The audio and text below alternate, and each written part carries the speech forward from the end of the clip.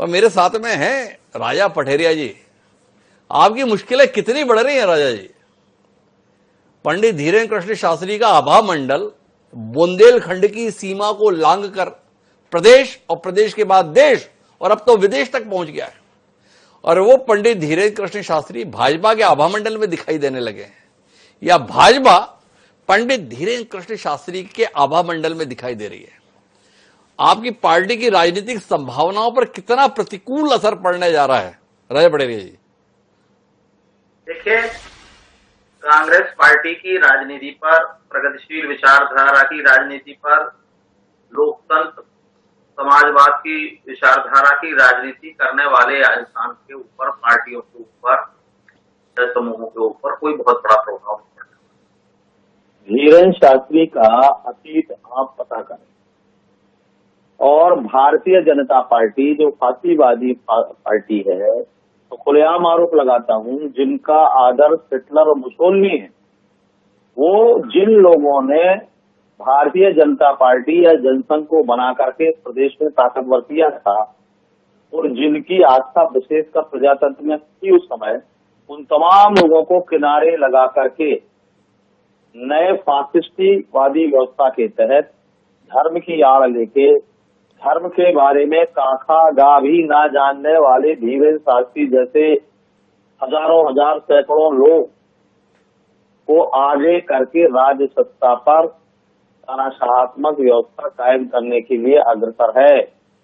धीरेन्द्र शास्त्री जैसे व्यक्ति के ऊपर राजद्रोह का मुकदमा दर्ज होना चाहिए। मेरे अंगने में तुम्हारा क्या काम है? हम तुम्हारी मस्जिदों में जाएं तो उन्हें जूते मारो। ये जो भाषा बोलने वाला व्यक्ति हो और अपने आप को सनातन धर्म का ठेकेदार कहता हो, ये खुलेआम सनातन धर्मावलंबियों के ऊपर एक अपमानजनक बात है।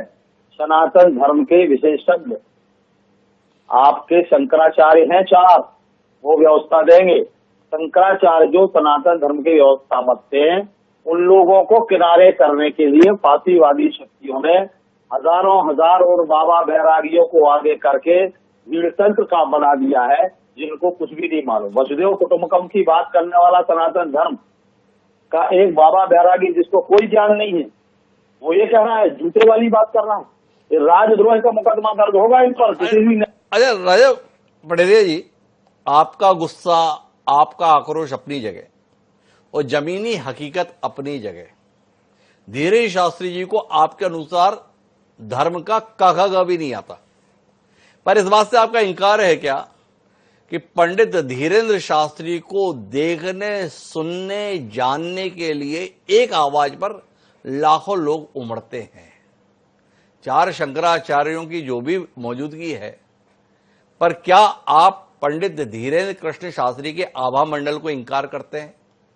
क्या आपके लिए अचरज का, अचंभे का विषय नहीं है कि महज एक 27-28 साल की उम्र का शख्स किसी भी शहर में पहुंच जाता है तो उसको देखने सुनने के लिए लाखों लोग स्वस्फूर्त उमड़ पड़ते हैं, जबकि आपको अपने नेताओं की एक जनसभा कराने के लिए भाड़े की गाड़ियां, भाड़े के आदमी देने के बावजूद भी सभा स्थल को भरना पड़ता है।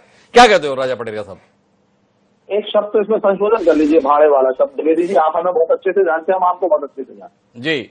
राजनीति में हम गांधी, नेहरू, लोहिया, अंबेडकर के अनुयायी हैं, और इस देश में लोकतंत्र को यदि बचाना है तो धर्म के दुरुपयोग को रोकने के लिए सारी शक्तियों को एकजुट होकर के खड़ा होना पड़ेगा। आप इन लोगों के माध्यम से भारतीय जनता पार्टी मध्य प्रदेश की राजनीति में उन लोगों को बाहर करना चाहती है जिन्होंने इस प्रदेश में भारतीय जनता पार्टी को खून सींच कर बनाया। उमा बहन ने इस बुंदेलखंड की सामंतवादी व्यवस्था को, बड़े बड़े लोगों के रुतबेदार चीज को खात्मा किया। भले उमा भारती आज भारतीय जनता पार्टी में हो, मैं उनके और वो हमारे कई मामलों में संघर्ष से हम लोग साथी है, उनको अलग करने का काम किया। भारतीय जनता पार्टी के कद्दावर जो नेता है बुंदेलखंड के, उनको किनारे किया, और धीरेन्द्र शास्त्री जैसे आदमी को आगे करके प्रदेश के अंदर जो बड़े बड़े भारतीय जनता पार्टी के नेता हैं उनको त्रेस कर रहा है। रह गया कांग्रेस पार्टी की सवाल, कांग्रेस पार्टी दलितों के, आदिवासियों के, अल्पसंख्यकों के हित में काम करती थी, वैज्ञानिक सोच पर काम करती थी, उस पर काम करेगी और उसी के ऊपर जन समर्थन अर्जित करेगी। अच्छा रजत पटेल साहब, आप इतने नाराज हो पंडित धीरेन्द्र शास्त्री जी को लेकर, पर आपको याद है कि नहीं है, इन्हीं पंडित धीरेन्द्र शास्त्री के दरबार में, उनके धाम में आपकी पार्टी के बहुत बड़े नेता, मध्य प्रदेश के मुख्यमंत्री रहे कमलनाथ जी भी आना जाना किया करते थे। क्या कहते हैं आप, उस समय समझ नहीं थी क्या ये पंडित धीरेन्द्र शास्त्री जी क्या हैं? कांग्रेस के बहुत सारे नेता आज भी बाबा बैरागियों के यहाँ जाते हैं। निजी तौर से मैं स्वयं धर्मावलंबी हूँ, मेरे भी कई बाबा बैरागियों से संबंध है, परंतु धर्म का सार्वजनिक तौर से प्रस्तुतिकरण लोकतंत्र के लिए सबसे बड़ा खतरा है और फांसीवादी शक्ति इसका उपयोग करती है। देखो राजा पटेल साहब, आपके इस विचार को तो मैंने पहले भी सुना, अब आप इस पर एक रोशनी और दीजिए। लोकतंत्र के लिए खतरा तो आपने बता दिया, पर अब कुल मिलाकर अगर धीरेन्द्र शास्त्री जी भाजपा में आ रहे हैं या भाजपा के अनुसार चल रहे हैं तो इसका कुछ प्रभाव कांग्रेस पर पड़ेगा या नहीं पड़ेगा, इस पर आपकी टिप्पणी चाहिए, फिर मैं गुंजन जी के पास चलूंगा। भाजपा आड़ में, धीरेन्द्र शास्त्री के आड़ में अपना मंतव्य पूरा करना चाहती है भारतीय जनता पार्टी के कद्दावर नेताओं को ठिकाने लगाने के लिए। रह गया कांग्रेस का सवाल, तो कांग्रेस पार्टी बाकायदा इस देश में सभी धर्मों, सभी जातियों के बराबर के हिस्सेदार रही है।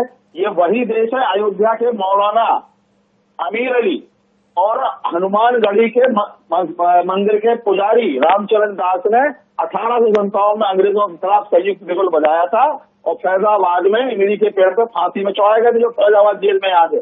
हिंदू और मुसलमान को बांटने के नाम के ऊपर बात करने वाली भारतीय जनता पार्टी धीरेन्द्र शास्त्री को गारा बनाई है और भारतीय जनता पार्टी के उन कद्दावर नेताओं को ठिकाने लगाने का काम कर रही है जो उन्होंने स्थापना की थी। रही कांग्रेस की समाज, तो कांग्रेस में भी 2500 लोग हैं जो ऐसे बाबा बैरागियों के चरण चूमते हैं, कथा और इनके माध्यम से जनता को बरगलाने की बात करते हैं।